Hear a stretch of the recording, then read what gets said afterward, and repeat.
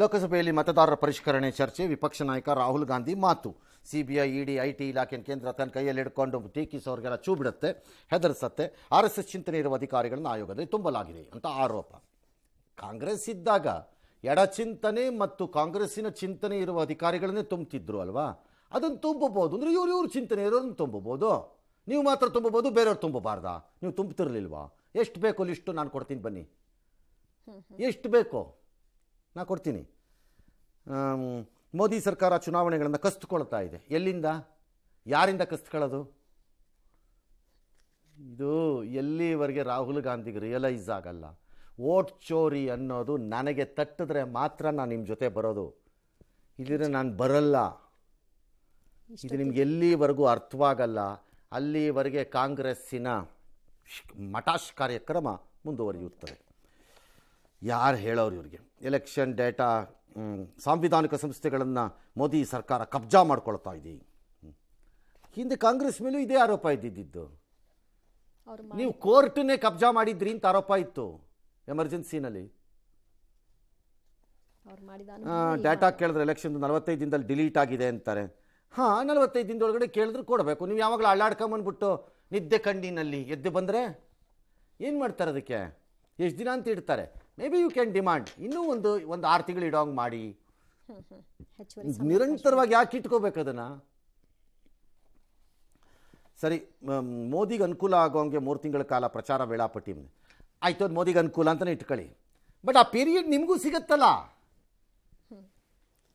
ಪ್ರಚಾರದ ಸಮಯ ಇವ್ರಿಗೂ. ಆ 3-4 ತಿಂಗಳು ಅವ್ರ ಅನುಕೂಲಕ್ಕೆ ತಕ್ಕಂತೆಯೇ ಚುನಾವಣಾ ವೇಳಾಪಟ್ಟಿ ಹಾಕ್ತಾರೆ ಅಂತಲೇ ಇಟ್ಕೊಳ್ಳೋಣಪ್ಪ. ಆ ಪೀರಿಯಡ್ ನಿಮಗೂ ಸಿಗುತ್ತಲ್ಲ. ಅದಕ್ಕೆ ತಕ್ಕ ಹಾಗೆ ಒಂದಷ್ಟು ಘೋಷಣೆಗಳು ಮಾಡ್ಕೊಳ್ತಾರೆ, ಶಂಕುಸ್ಥಾಪನೆಗಳನ್ನ ಮಾಡ್ತಾರೆ. ಇದು ಜನರನ್ನ ಸೇಮ್ ರಾಜ್ಯ ಸ್ಟೇಟ್ ಲೆವೆಲ್ಗಳಲ್ಲಿ ನಿಮ್ಮ ಸರ್ಕಾರಗಳು ಮಾಡ್ತೀರಲ್ಲ, ಆಡಳಿತದಲ್ಲಿ ಯಾರೇ ಇರಿ ಮಾಡೋದು, ಎಲ್ಲರೂ ಮಾಡ್ತೀರಲ್ಲ. ಇನ್ನು ಅಂದರೆ ಸರ್ಕಾರಕ್ಕೆ ಇದನ್ನೆಲ್ಲ ಮಾಡಿಸ EVMದು ಅಕ್ಸೆಸ್ ಕೊಟ್ಬಿಡಿ, ನಿಮ್ಮ ಮನೆಗೆ ಕೊಟ್ಬಿಡ್ತೀವಿ ತಗೊಳ್ಳಿ ಒತ್ಕೊಳ್ಳಿ ಅಂತ. ಅದೇನೋ ಆರ್ಕಿಟೆಕ್ಚರು, ಮೆಷಿನ್ ರೀಡಿಂಗು, ಡಾಟಾ ಯಾರಿಗೂ ಅರ್ಥವಾಗದ್ದೆಲ್ಲ ಮಾತಾಡಿದ್ದಾರೆ. ಇದು ನಿಯಮಗಳನ್ನ ಬದಲಿಸೋದೇನೋ BJPಯವರು EVM ಪರ್ಚೇಸಿದ್ದೆ, ನೀವು ಹೋಗ್ರಿ ಹತ್ಲ ಕಡೆಗೆ ಅಂತೆಲ್ಲ ಹೇಳ್ಬಿಟ್ಟಿದ್ದಾರೆ ಅವರು. RSS ಚಿಂತನೆ ಇರುವ ಅಧಿಕಾರಿಗಳನ್ನು ಅಂತೇಳಿ. RSS ಚಿಂತನೆ ಅಂತಂದರೆ ಕಾಂಗ್ರೆಸ್ ಚಿಂತನೆ ಇರುವ ಅಧಿಕಾರಿಗಳನ್ನು ಕರ್ನಾಟಕದಲ್ಲಿ ತುಂಬಲಾಗುತ್ತಿದೆ. ಹಾಗಂದ್ರೆ ಹೇಗೆ? ಯಾರು ಹೇಗೆ? ಏನು ಕಾಂಗ್ರೆಸ್ ಜಾತ್ಯತೀತತೆ, ಒಂದು ಜಾತ್ಯತೀತತೆ ಮಾತ್ರ ಇರಬೇಕಾಗಿ ದೇಶದಲ್ಲಿ. ಯಾಕೆ ಇರಬೇಕು? ಸೇರಿಸಿದ್ದು ನೀವು ತಾನೇ. ನೀವು ಸೇರಿಸಿದ್ದಕ್ಕೆ ನೀವು ಇಟ್ಕೊಳ್ಳಿ. ನೀವು ಸೇರಿಸಿದ್ದನ್ನು ಒಪ್ಪದೇ ಇದ್ದವ್ರು ನಾವು ಒಪ್ಪಲ್ಲ. ಆ ಐಡಿಯಾಲಜಿ ಅವ್ರು ಇರಲೇಬಾರ್ದು ಅನ್ನೋದು ಹೇಗೆ? ಅದು ಇಲ್ಲ ಇವ್ರು ಕೂಡ್ದು. ಕಾಂಗ್ರೆಸ್ಗೆ ಪ್ರತಿಪಕ್ಷದಲ್ಲಿ ಇಷ್ಟು ದೀರ್ಘಕಾಲದಲ್ಲಿ ಕೂರ್ತೀವಿ ಅನ್ನೋ ಅರಿವು ಇರಲಿಲ್ಲ, ಆ ಆಲೋಚನೆ ಇರಲಿಲ್ಲ. ಇದಂಗೆ ಆಗ್ಬಿಟ್ಟಿದೆ. ಈಗ ಏನು ಮಾಡಬೇಕು ತೋಚ್ತಿಲ್ಲ. ಇನ್ನೇನು ಮಾಡ್ತೀರಿ? ಬಾಯಿಗೆ ಬಂದಂಗೆ ಮಾತಾಡ್ತಾರೆ. ಸಂವಿಧಾನದಲ್ಲಿ SIR ಅನ್ನೋದನ್ನು ಮಾಡಬೇಕು ಅಂತ ಇಲ್ಲವೇ ಇಲ್ಲ ಅಂತಾನೆ ಅಂತ ಯಾರೋ ಮನೀಶ್ ತಿವಾರಿ ಯಾರ ಕಾಂಗ್ರೆಸ್ ಇಲ್ಲದೆ ಇದ್ರ ಅದನ್ನು ಸಂವಿಧಾನ ವಿರೋಧಿ ಅಂತೇಳಿ ಸುಪ್ರೀಂ ಕೋರ್ಟ್ಗೆ ಹೋಗಿ ಸ್ಕ್ವಾಶ್ ಮಾಡಿಸ್ಬೇಕು ತಾನೆ. ಹಂಗಾರೆ ಅವ್ರ ಲಾಯರ್ ಬೇರೆ, ಅವರು ಮಾಡಿಸ್ಬೇಕು ತಾನೆ. ಇಲ್ಲವೇ ಇಲ್ಲ ಸಂವಿಧಾನದಲ್ಲಿ, ಇಲ್ಲದಿದ್ರೆ ಮಾಡಿಸಿ. ಅದ್ಯಾಕೆ ಒಬ್ಬರು SIR ಅಲ್ಲಿ ಒಂದು ಗೋಜಲು ಎತ್ಕೊಂಡು ಹೋಗಲ್ಲ ನೀವುಗಳು? ಇಲ್ಲ. ಏನೆಲ್ಲ CBI, ED, IT ಇಲಾಖೆ ಕೇಂದ್ರ ಸರ್ಕಾರ ಸುಪರ್ದಿಲಿ ಇಟ್ಕೊಂಡಿದೆ. ಎಮರ್ಜೆನ್ಸಿಲಿ ಯಾವ್ಯಾವ ಇಲಾಖೆನ ಕಾಂಗ್ರೆಸ್ ಸುಪರ್ದಿಲಿ ಇಟ್ಕೊಂಡಿತ್ತು? ಒಂದು ಪತ್ರಿಕಾ ಸಮೂಹದ ಮೇಲೆ ಎಂತೆಂಥ ರೈಡನ್ನು ಮಾಡಿಸ್ತು. ಆವತ್ತಿನ ಪ್ರಧಾನಮಂತ್ರಿಯ ಕಚೇರಿಯಿಂದ ಜಾಹೀರಾತುದಾರರಿಗೆ ಯಾರ್ಯಾರು ಫೋನ್ ಮಾಡಿದ್ರು?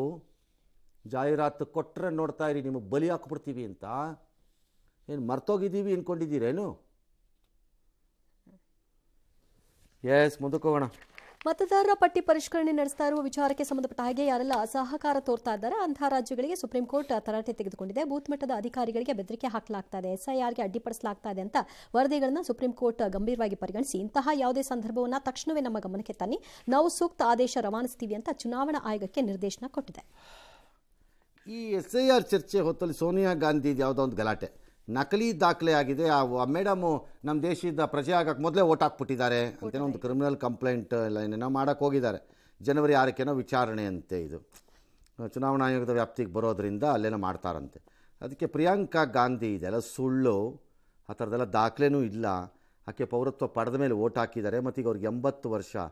ಈಗಲೂ ಯಾಕೆ ಈ ಕಾಟ ಇಂಥ ಚಿಲ್ಲರೆ ವ್ಯವಹಾರದಲ್ಲಿ ಕೊಡ್ತೀರಿ? ನೆಮ್ಮದಿಯಿಂದ ಇರೋಕ್ಕೆ ಬಿಡಬಾರ್ದು ಅವ್ರನ್ನ ಅಂತ ಕೇಳಿದರೆ ನನ್ನ ಪ್ರಕಾರ ಸರಿ ಆಕೆ ಕೇಳಿರೋದು. ಈ ಈಗ ಅದರಿಂದ ಏನಪ್ಪ ಸಾಧನೆ ಮಾಡ್ತೀರಿ?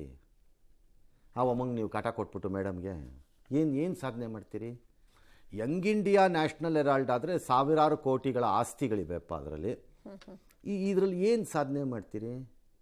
ತಪ್ಪಾಗಿದೆ ಅನ್ನೋದು ಎಲ್ಲಾಗಿದೆ? ಯಾವನು ಹೇಳ್ದವನಾಗಿದೆ ಅಂತ ಪ್ರೂವ್ ಮಾಡಿ. ಮತ್ತೆ ಯಾಕೆ ಬೇಕ್ರಿ? ಅದು 80 ವರ್ಷ ಆಗಿದೆ ಆಕೆಗೆ, ಆರೋಗ್ಯ ಬೇರೆ ಕಡಿಮೆ. ಎಸ್, ಒಂದೇ ಮಾತರಂ ಗೀತೆ ವಿಚಾರವಾಗಿ ರಾಜ್ಯಸಭೆಯಲ್ಲಿ ಇವತ್ತು ಅಮಿತ್ ಶಾ ಉತ್ತರವನ್ನು ಕೊಟ್ಟರು. ಬಂಗಾಳ ಚುನಾವಣೆಗೆ ಜೋಡಿಸುವವರು ತಮ್ಮ ತಿಳುವಳಿಕೆಯನ್ನು ಮರುಪರಿಶೀಲನೆ ಮಾಡಿಕೊಳ್ಬೇಕು ಅಂತ ಟೀಕಿಸಿದ್ರು. ಜೊತೆಗೆ ಈ ವಿಷಯವಾಗಿ ಮಲ್ಲಿಕಾರ್ಜುನ ಖರ್ಗೆ ಕೂಡ ಮಾತನಾಡ್ತಾ ಮಹಾತ್ಮ ಗಾಂಧಿ, ರವೀಂದ್ರನಾಥ್ ಟ್ಯಾಗೋರ್, ನೇತಾಜಿ, ಮದನ್ ಮೋಹನ್ ಮಾಳವೀಯ ಅವರು ಇವರೆಲ್ಲರೂ ಕೂಡ ಇದರ ನೇತೃತ್ವವನ್ನು ವಹಿಸಿದ್ರು. ಕೇವಲ ನೆಹರು ಅವರೊಬ್ಬರೇ ಇದರ ತೀರ್ಮಾನ ತೆಗೆದುಕೊಂಡಿರಲಿಲ್ಲ ಅಂತ ಅವರು ಹೇಳ್ಕೊಂಡ್ರು. ಈ ಜ್ಞಾಪಕ ಬಂತು ಇವ್ರಿಗೆ. ಮದನ್ ಮೋಹನ್ ಮಾಳವೀಯ, ರವೀಂದ್ರನಾಥ್ ಟ್ಯಾಗೋರು, ಬೋಸು ಎಲ್ಲ ಪಾಪ ಈ ಜ್ಞಾಪಕ ಬಂದರು. ನೇತಾಜಿ ಎಲ್ಲರೂ ಯಾಕೆ ಮೊದಲು ಜ್ಞಾಪಕ ಇರಲಿಲ್ವ ನಿಮಗೆ? ಈಗ ಎತ್ತದಾಗ ಜ್ಞಾಪಕ. ಕಾಂಗ್ರೆಸ್ನವ್ರು ತಂಗೆ ಕೆದಕಿ ಚುಚ್ಚಿದ್ರೆ ಆಗ ಉತ್ತರ ಕೊಡ್ತೀವಿ ಹೇಳೋದು. ನಮಗೇನು ಗೊತ್ತೇ ಇಲ್ಲ ಅನ್ನೋ ಟೈಪು. ನೆನಪೇ ಆಗಲ್ಲ. ಏನು ಗೊತ್ತೇ ಇಲ್ಲ. ಅಯ್ಯೋ 25 ವರ್ಷದ ಹಿಂದೆ ಜಾತ್ಯತೀತತೆ ಅಲ್ಲ ಅಂತ ಯಾವನಾದರೂ ಕಾಣಿಸ್ಕೊಂಬಿಟ್ರೆ ಅವನನ್ನ ಒಂಥರ ಈ ಮಾಡ್ರನ್ ಡೇ ಅನ್ಟಚಬಲ್ ಥರ ಆಡಿಸ್ತಾ ಇದ್ರು ಈ ಕಾಂಗ್ರೆಸ್ನವರು. ಓಯ್ಯೋ ಇವ್ರೇನು ಸಾಮಾನ್ಯ ಆಡಿಲ್ಲ ಆಟಗಳನ್ನು ಇವ್ರುವೆ. ಏನು ದೇಶನೇ ನಮ್ಮದು ಅನ್ನೋ ಟೈಪೇ ಇದ್ರು ಇವರು. ಆಡಿಲ್ವಾ ಇವರು ಕಾಂಗ್ರೆಸ್ನವರ? ಈಗ ಒಂದು ಸ್ವಲ್ಪ ಸೈಲೆಂಟ್ ಆಗಿದ್ದಾರೆ. ಇಂಡಿಗೋ ವಿಮಾನಗಳಲ್ಲಿ ವಿಚಾರದಲ್ಲಿ ಅದೇನೋ ಮಂತ್ರಿ ಹೇಳ್ತಾರೆ, ಎಲ್ಲರಿಗೂ ನೋಟಿಸ್ ಕೊಟ್ಬಿಟ್ಟಿದ್ದೀವಿ, ಸೂಕ್ತ ಕ್ರಮ ಅಂತ. ತಗೊಂಡ ಮೇಲೆ ಹೇಳ್ರಿ ರೀ, ನಮಗೂ ಯಾಕೆ ಸುಮ್ಮನೆ ಬುರುಡ ಬಿಡ್ತೀರಿ ನೀವು? ಇಷ್ಟು ದಿನ ಕತೆ ಕಾಯ್ತಾ ಇದ್ರ ಸಂಸ್ಥೆ ನಿಮ್ಮ ಮಿನಿಸ್ಟ್ರಿ? ಅಷ್ಟೊಂದು ಜನ ಸೂಟು ಬುಟ್ಟು ಹಾಕ್ಕೊಂಡು ಪೆಳ ಅಂತ ಬೂಟಲ್ಲಿ ಓಡಾಡ್ತಾರಲ್ಲ ಪುಕ್ಕಟ್ಟೆ. ಕತೆ ಕಾಯ್ತಾ ಇದ್ರ? ಏನು ತಿಂತಾರೆ ಅವರೆಲ್ಲ? ಹಂಗಾರೆ ಸಂಬಳ ತಿಂತಾರೆ? ಏನು ತಿಂತಾರೆ? ಯಾಕೆ ಸುಮ್ಮನಿದ್ರು? 2 ವರ್ಷದಿಂದ ಅವ್ರು ಕೆಲಸ ಮಾಡ್ತಿಲ್ಲ ಅಂತ ನಿಮ್ಗೆ ಗೊತ್ತಿರಲಿಲ್ವಾ? ರೋಸ್ಟರ್ ಪದ್ಧತಿ ಅವ್ರು ಮಾಡಿಲ್ಲ ಅನ್ನೋದು ನಿಮ್ಗೆ ಅರಿವಿರಲಿಲ್ವಾ? ಈಗ ವಿಂಟರ್ನಲ್ಲಿ ಓಡಾಡೋ ಅಂದರೆ ಚಳಿಗಾಲದ ಅವಧಿಯಲ್ಲಿ ಓಡಾಡೋ ಕೆಲವು ರೂಟ್ಸನ್ನ ಒಂದು 10% ರೂಟ್ಸನ್ನೇನೋ ಕಟ್ ಡೌನ್ ಮಾಡ್ತಾರಂತೆ. ಎಲ್ಲ ನಮ್ಮ ಬಾಯಿಗೆ ಮಣ್ಣು ಹಾಕಕ್ಕೆ ನಡೀತಿರೋ ಕೆಲಸಗಳು. ಎಲ್ಲ ಕಳ್ಳರು ಒಂದು ಕಡೆ ಸೇರ್ತಿರೋ ಹಂಗೆ ಕಾಣಿಸ್ತಿದೆ ನನಗೆ. ಯಾಕೋ ಮಣ್ಣು ಹಾಕ್ತಿದ್ದಾರೆ ಜನರ ಬಾಯಿಗೆ.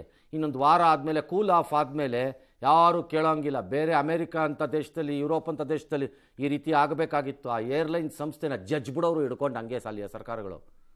ಇಲ್ಲಿ ಮನಾಪಲಿಗೆ ಜಾಗ ಕೊಟ್ಬಿಟ್ಟು ಮಜಾ ನೋಡ್ತಾ ಕೂತಿದ್ದಾರೆ. ಮೋದಿನೂ ರೆಸ್ಪಾನ್ಸಿಬಲ್ಲು ಇದಕ್ಕೆ, ಅವರೂ ರೆಸ್ಪಾನ್ಸಿಬಲ್ಲು, ಅವ್ರ ಸರ್ಕಾರನೂ ರೆಸ್ಪಾನ್ಸಿಬಲ್ ಇವತ್ತಿನ ಈ ಪರಿಸ್ಥಿತಿಗೆ. ನಿಮ್ಮದೇ ತಪ್ಪಿದು. ಕೇಂದ್ರ ಸರ್ಕಾರದ ಬಹುದೊಡ್ಡ ವೈಫಲ್ಯಗಳ ಪಟ್ಟಿಯಲ್ಲಿ ಇದನ್ನು ಸೇರಿಸಲೇಬೇಕು ಇದನ್ನು. ಅದಕ್ಕೆ ಕಾರಣ ನಿಮ್ಮ ನೀತಿ ಮನಾಪಲಿದು. Why are you allowing ಮನಾಪಲಿ?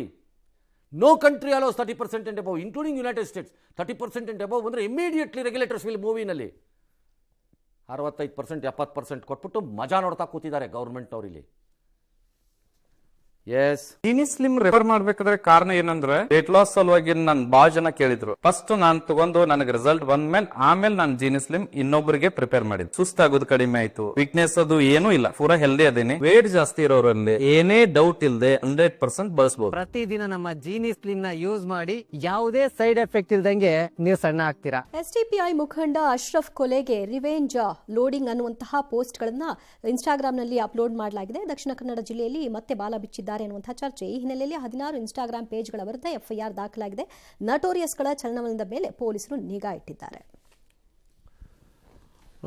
Trump ಅಣ್ಣ ನಿನ್ನೆ ಒಂದು ಮೀಟಿಂಗಲ್ಲಿ ಕೂತಿದ್ರು ವೈಟ್ ಹೌಸಲ್ಲೆಲ್ಲ ಒಂದು ಕಡೆ. ಆವಾಗ ಅಲ್ಲೊಂದು ಅಕ್ಕಿ ದಿನ ಡಿಸ್ಕಷನ್ ಬಂತು. ಆಗ ಅವ್ರದ್ದು ಅಗ್ರಿಕಲ್ಚರ್ ಸೆಕ್ರೆಟ್ರಿನೋ ಯಾವುದೋ ಅಸೋಸಿಯೇಷನ್ ಪ್ರೆಸಿಡೆಂಟೋ ಯಾರೋ, ಸರ್ ಏನು ಮಾಡ್ತಿದ್ದಾರೆ ಈ ಇಂಡಿಯಾ, ಥೈಲ್ಯಾಂಡು, ಚೈನಾ, ಪೋರ್ಟೋರಿಕೋ ಕಡೆಯಿಂದ ಎಲ್ಲ ಕಡೆಯಿಂದ ತಂದು ನಮ್ಮ ದೇಶಕ್ಕೆ ಅಕ್ಕಿ ಸುರಿದು ಬಿಡ್ತಿದ್ದಾರೆ ಸರ್. ಹಾಗಾಗಿ ನಮಗೆ ದೊಡ್ಡ ಪ್ರಾಬ್ಲಮ್ ಆಗ್ತಿದೆ. ನಮ್ಮ ಫಾರ್ಮರ್ಸ್ ಎಲ್ಲ ತುಂಬ ಕಷ್ಟದಲ್ಲಿದ್ದಾರೆ ಅಂತ. ನಿಮ್ಮ ಫಾರ್ಮರ್ಸು ಕಾಂಪಿಟೇಟಿವ್ ಸ್ಪಿರಿಟನ್ನ ಕಳ್ಕೊಂಡು ಭಾಳ ವರ್ಷ ಆಗೋಗಿದೆ ತಾಯಿ. ನಿಮ್ಮ ಫಾರ್ಮರ್ಸು ಸುಲಭ ಆಗೋಗಿದ್ದಾರೆ ದಾರೀಲಿ. ಮೊದಲಿನ ಅಮೇರಿಕನ್ ಫಾರ್ಮರ್ಸ್ ಅಲ್ಲ ಈಗ ಅಲ್ಲಿ. ಎಲ್ಲ ಸುಲಭ ಮಾಡ್ಕೊಂಡಿದ್ದಾರೆ. ಏನ್ಯಾವ ಅದಕ್ಕೆ ಟ್ರಂಪು ಹೌದಾ ಅವ್ರಿಗೇನಾದ್ರು ಸುಂಕ ಗಿಂಕ ಆಗುತ್ತಾ, ಅದು ಹೆಂಗದು ಅಂತ ಕೇಳಿದ್ದಾರೆ. ಈಗ ಎಲ್ಲರೂ ಹೇಳ್ತಿರೋದು ಹಾಕ್ತಾರೆ ಮೋಸ್ಟ್ಲಿ ಅಂತ. ಇನ್ನೊಂದು ಅದನ್ನು ಲಿಂಕ್ ಮಾಡ್ತಿದ್ದಾರೆ ಎಲ್ಲ. ಮೋದಿ ಬಗ್ತಾ ಇಲ್ಲ, ಟ್ರೇಡ್ ಡೀಲ್ ಡಿಲೇ ಆಗ್ತಿದೆ, ಹಂಗಾಗಿ ಇದು ಮಾಡ್ತಿದ್ದಾರೆ ಅಂತ. ಟ್ರೇಡ್ ಡೀಲ್ ಆದರೆ ಇವೆಲ್ಲ ಪ್ರಾಬ್ಲಮ್ ಆಗಲ್ಲ, ಇಲ್ಲದಿದ್ದರೆ ಇದು ಪ್ರಾಬ್ಲಮ್ ಆಗುತ್ತೆ. ನಮ್ಮದು ಸೈಜಬಲ್ ಗುಡ್ ಸೈಜಲ್ಲಿ ಎಕ್ಸ್ಪೋರ್ಟ್ ಇದೆ ರೈಸು. ಲಾರ್ಜ್ಲಿ ಇಂಡಿಯನ್ ಡಯಾಸ್ಪರಾ ಅದು. ರಾಜ್ಮಡಿ ನಮ್ಮ ಕರ್ನಾಟಕದ್ದು, ಸೋನಾ ಮಸೂರಿ, ಆಮೇಲೆ ಬಾಸ್ಮತಿ ರೈಸ್ ತುಂಬ ಇದೆ, ಭಾಳ ಇದೆ ಅಲ್ಲಿಗೆ ಇದು. ಎಲ್ಲ ಕಡೆಯಿಂದಿದೆ. ರಾಯಚೂರಿಂದ ಆಗತ್ತೆ ಅಂತ ನಮ್ಮವ್ರು ಹೇಳ್ತಿದ್ದಾರೆ. ಆಗತ್ತೆ, ಆಗಲ್ಲ ಅಂತ ಹೇಳ್ತಿಲ್ಲ. ಲೆಟ್ಸ್ ಸಿ ಇದು ಏನಾಗತ್ತೆ ಅಂತ. ಭಾರತ ಕೃಷಿ ಮತ್ತು ಡೈರಿ ಈ ಎರಡು ಏರಿಯಾನ ಓಪನ್ ಅಪ್ ಮಾಡ್ಕೊಡೋಕೆ ಒಪ್ತಾ ಇಲ್ಲ ಅಮೆರಿಕಾಗೆ. ನಮಗೆ ಗೊತ್ತಿದೆ ಅದನ್ನು ಓಪನ್ ಅಪ್ ಮಾಡಿದ್ರೆ ಏನಾಗತ್ತೆ ನಮ್ಮ ದೇಶದಲ್ಲಿ ಪರಿಸ್ಥಿತಿ ಅಂತ. ಈಗಾಗಲೇ ಅವರು ತನ್ನ ರೈತರಿಗೆ ಒಂದು $20 ಬಿಲಿಯನ್ ಸಬ್ಸಿಡಿ ಕೊಟ್ಟಿದ್ದಾರೆ ಟ್ರಂಪು. ಕಾರಣ ಅವ್ರಿಗೆ ಕಾರ್ನನ್ನು ಮಾರೋಕ್ಕಾಗ್ತಾ ಇಲ್ಲ, ಚೈನಾ ತೊಗೋತಾ ಇಲ್ಲ ಕರೆಕ್ಟಾಗಿ. ಹಂಗಾಗಿ ಪ್ರಾಬ್ಲಮಲ್ಲಿ ಇದೆ. ನೋಡೋಣ ಎಲ್ಲಿಗೆ ಹೋಗುತ್ತೆ ಈ ಹುಚ್ಚಾಟಗಳು ಅಂತ. ಇನ್ನು ಪಶ್ಚಿಮ ಬಂಗಾಳದ ಮುರ್ಷಿದಾಬಾದಲ್ಲಿ ಅವನು ಯಾರೋ ಹುಮಾಯೂನ್ ಖಾನ್ ಅವನು ಬಾಬ್ರಿ ಮಸೀದಿಗೆ ಶಂಕುಸ್ಥಾಪನೆ ಮಾಡಿದಾನಂತೆ. ಅದಕ್ಕೇನೋ ದುಡ್ಡು ಕಲೆಕ್ಟ್ ಮಾಡ್ತಿದ್ದಾನಂತೆ. ಒಂದು 3 ಕೋಟಿ ಕಲೆಕ್ಟ್ ಆಯ್ತಂತೆ. ಯಾರೊಬ್ರು ಕಣ್ಣು ಇಟ್ಕೋಬೇಕು ಎಲ್ಲಿಂದ ಬರ್ತಿದೆ ಈ ದುಡ್ಡು ಅಂತ. ಯಾಕಂದ್ರೆ ಗೊತ್ತಿಲ್ಲ, ಪಾಕಿಸ್ತಾನ ಎಲ್ಲೆಲ್ಲಿಂದನೋ ಬಂದ್ಬಿಡ್ಬೋದಪ್ಪ, ನಮಗೇನು ಗೊತ್ತು. ಬಂದೇ ಬರುತ್ತೆ ಅಂತ ಹೇಳಿಲ್ಲ ನಾನು, ಬರ್ಬೋದೇನೋ ಯಾರೋ ಗೊತ್ತು. ಕೆಲವು QR ಕೋಡಲ್ಲೇ ಹೆಚ್ಚು ಬಂದಿದೆಯಂತೆ ದುಡ್ಡು. ಹಾಂ, ಅದೇ ಆನ್ಲೈನಲ್ಲಿ ಹೆಚ್ಚು ದುಡ್ಡು ಬರಲಿ, ಬಂದಮೇಲೆ ನೋಡೋಣ. ಆಮೇಲೆ ಅದನ್ನು ಹೆಂಗೆ ಎತ್ತ ಅಂತ ಹ್ಯಾಂಡ್ಲ್ ಮಾಡಿದ್ರೆ ಆಯ್ತಪ್ಪ. ಎಸ್. ಹೊಸ ವರ್ಷದ ಹಿನ್ನೆಲೆಯಲ್ಲಿ ಬೆಂಗಳೂರು ಸಜ್ಜಾಗ್ತಾ ಇದೆ. ಬೆಂಗಳೂರು ಪಬ್, ಬಾರ್, ರೆಸ್ಟೋರೆಂಟ್ ಮಾಲೀಕರ ಜೊತೆಗೆ ಇವತ್ತು ಸಭೆಯನ್ನು ನಡೆಸಿದ್ರು. ಪಾರ್ಟಿ ಮಾಡೋಕೆ ಬೇಕು, ಫೈರ್ ಡಿಪಾರ್ಟ್ಮೆಂಟ್ನ ಪರ್ಮಿಷನ್ ಅಂತ ಹೇಳಲಾಗಿದೆ. ಇಲ್ಲವಾದರೆ ಕ್ಲೋಸ್ ಮಾಡಿಸ್ತಾರಂತೆ. ಸರ್ವಿಸ್ ನೀಡಿದ್ರೆ ಕಾನೂನು ಕ್ರಮವನ್ನು ಜರುಗಿಸ್ತಾರೆ. ಪಾರ್ಟಿ ವೇಳೆ ಹೆಚ್ಚು ಗ್ರಾಹಕರು ಸೇರಿದ್ರೆ ಅನಾಹುತ ಆದರೆ ಅದಕ್ಕೆ ಮಾಲೀಕರೇ ನೇರ ಹೊಣೆಯಾಗ್ತಾರೆ. ಇದು ಯಾಕಾಗಿದೆ ಅಂದರೆ ಗೋವಾದಲ್ಲಿ ಮೊನ್ನೆ ಆಯ್ತಲ್ಲ ದುರಂತ, 25 ಜನ ಸಾವನ್ನಪ್ಪಿದ್ರಲ್ಲ, ಈಗ ಅಲರ್ಟ್ ಆಗಿದ್ದಾರೆ. ಇಟ್ಸ್ ಓಕೆ, ಇದು ಕರೆಕ್ಟಾಗಿದೆ ಮೀಟಿಂಗ್ ಮಾಡಿರೋದು, ಸರಿ ಇದೆ. ನಟ ರಿಷಬ್ ಶೆಟ್ಟಿ ಹಾಗೂ ಚಿತ್ರತಂಡ ಹರಕೆ ನೇಮೋತ್ಸವದಲ್ಲಿ ದೈವಾರಾಧನೆಯ ಸಂಪ್ರದಾಯ ಮೀರಿ ನಡೆದಿದೆ ಅನ್ನೋದು ಸಾಮಾಜಿಕ ಜಾಲತಾಣದಲ್ಲಿ ಪರ ವಿರೋಧ ಚರ್ಚೆಗೆ ಗ್ರಾಸವಾಗಿದೆ. ಮಂಗಳೂರಿನ ಬಾರೆಬೈಲು ಜಾರಂದಯ ಬಂಟ ಹಾಗೂ ವರಾಹಿ ಪಂಜುರ್ಲಿ ದೇವಸ್ಥಾನದಲ್ಲಿ ಹರಕೆ ನೇಮೋತ್ಸವವನ್ನು ಮಾಡಿದ್ರು. ಆದರೆ ಈ ದೈವ ನರ್ತಕರೇನಿದ್ದಾರೆ ಅವರು ರಿಷಬ್ ತೊಡೆ ಮೇಲೆ ಹೋಗಿ ಮಲಗಿದ್ದು ಇದೆಲ್ಲ ನಮ್ಮ ದೈವ ಸಂಪ್ರದಾಯದಲ್ಲಿ ಇಲ್ಲ, ಇದೆಲ್ಲವೂ ಕೂಡ ನರ್ತಕನ ನಡವಳಿಕೆ ಅನ್ನುವಂಥ ಟೀಕೆ ಎದ್ದಿದೆ.